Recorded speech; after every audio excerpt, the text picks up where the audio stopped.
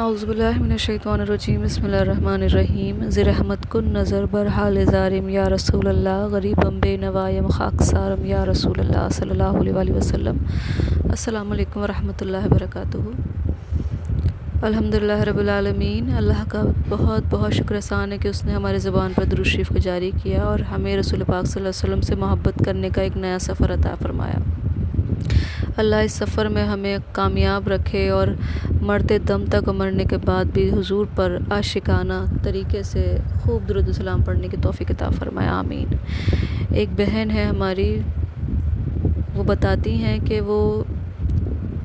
ان کے رشتے آئے تھے 2-3 جگہ سے، لیکن وہ بہت اچھی بھی ہیں، پڑھی لکھی بھی ہیں، ماشاءاللہ اللہ نے بہت نوازا بھی ہے، سب کچھ ہے، خوبصورتی بھی ہے، سب کچھ ہے، لیکن جہاں ان کے رشتے لگتے ہیں اس کے بعد وہ چیز رک جاتی ہے، توڑ دی جاتی ہے کچھ وقت کے بعد۔ پھر انہوں نے درود ابراہیمی پڑھنا سٹارٹ کیا اور کچھ وقت گزرا جب انہوں نے کچھ تعداد 40-50 ہزار کی تعداد مکمل کی درود ابراہیمی کی، تو بتاتی ہیں کہ ان کے دل میں خیال آیا کہ یہ جو ہو رہا ہے اچانک سے رشتوں کا رک جانا، ختم ہو جانا، یہ یوں ہی نہیں، کوئی نہ کوئی وجہ ہے۔ پھر وہ درود ابراہیم پڑھتے پڑھتے اللہ سے دعا کرنے لگے، اللہ پاک کیا مسئلہ ہے جو ہے وہ اس کو ظاہر کر دے۔ پھر وہ بتاتی ہیں کہ جب انہوں نے درود ابراہیمی کو اور مزید پڑھنا سٹارٹ کیا تو ان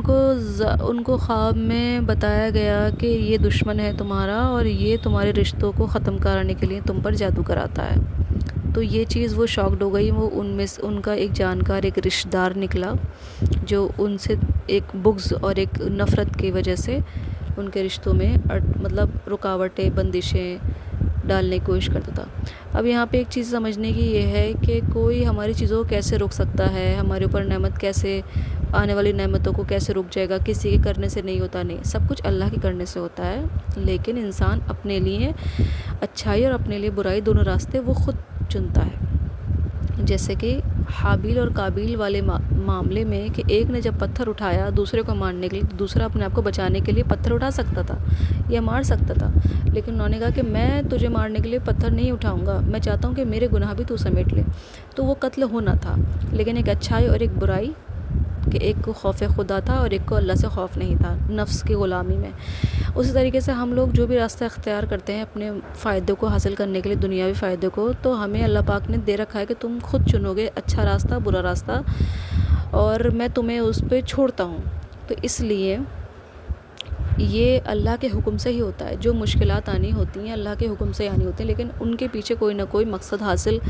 ہونا ہوتا ہے، کوئی نہ کوئی ہمارے لیے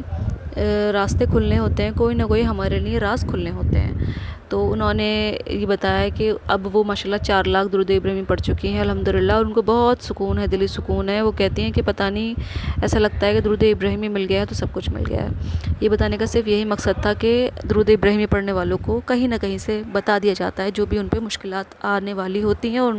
ان کی حفاظت بھی کی جاتی ہے، اور وہ اتنی مطمئن ہے کہ جو بھی میرا اللہ کرے گا وہ بہترین ہی کرے گا۔ یہ بھی گمان ہونا، حسن ظن ہونا، یہ بہت بڑی دولت ہے، یہ ہر مسلمان کو حاصل نہیں ہوتی، چاہے وہ کتنا بھی عبادت گزار ہو، لیکن اس کو یقین ہونا کہ اس کا رب اس کے ساتھ اچھا ہی معاملہ کرے گا۔ تو یہ ایک بہت ہی بڑی عطا ہے اللہ کی طرف سے، اور درود ابراہیمی پڑھنے والوں کو ایک اطمینانی قلبی روحانی سکون دے دیا جاتا ہے۔ آپ سب سے گزارش ہے کہ اس دعا کو سنتے ہوئے، اس ریکارڈنگ کو سنتے ہوئے ضرور درود ابراہیمی ایک مرتبہ ضرور پڑھیں اور دوسرے لوگوں کو بھی اس کی دعوت دیں۔ السلام علیکم ورحمۃ اللہ وبرکاتہ۔